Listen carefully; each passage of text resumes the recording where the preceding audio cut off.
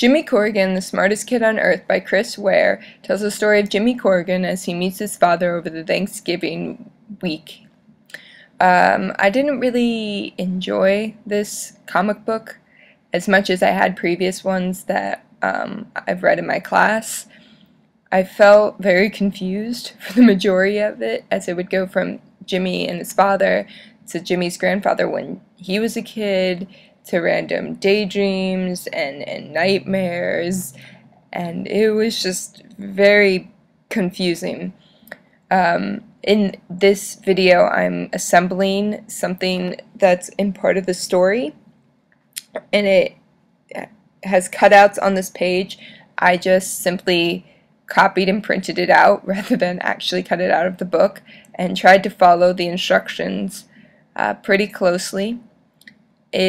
It was a little bit difficult, as some of the pieces didn't seem to really want to stay together, as evidenced by like repeated taping. Even in this scene right now, I'm taping and taping and taping because it's not staying, but I don't have, the glue wasn't working either. And I kept looking back at the book for the instructions, and about the first 5 instructions are real. Instructions: cut this out, fold these down, glue these together, and then the last few instructions are essentially Jimmy Corrigan's dialogue as he says pa, pa, pa repeatedly. So when I got to that part at the end, that would be more difficult, as you'll see in a moment. But assembling this was somewhat fun, but definitely as equally confusing and frustrating as reading Chris Ware's graphic novel. I just really struggled with it.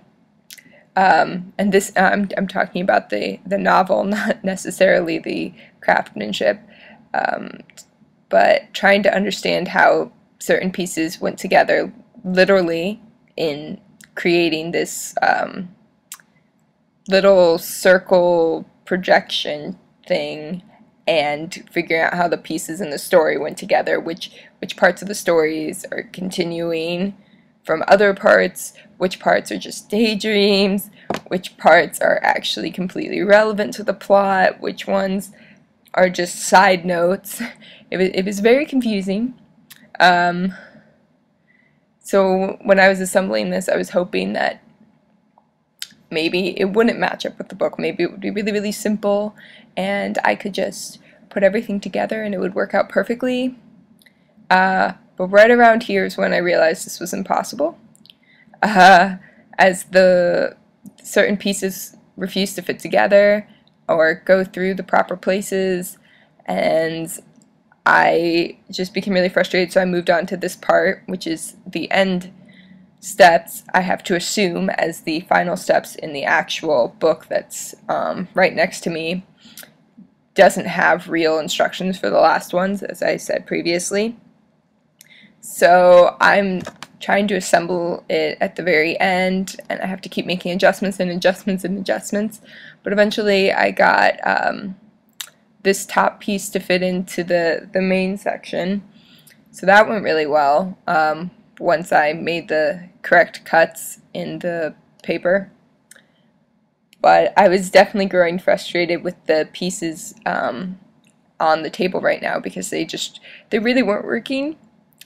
And at this point I realized that this might have been completely on purpose by Chris Ware, as the book was clearly purposefully confusing. So why on earth would I think these instructions and assembly wouldn't be completely confusing? And in the end I kind of just went with what worked best and tried to just get it to at least spin, maybe not with all its parts assembled, but at least work. And it kind of did. It spins, which is my only goal. And that's the end.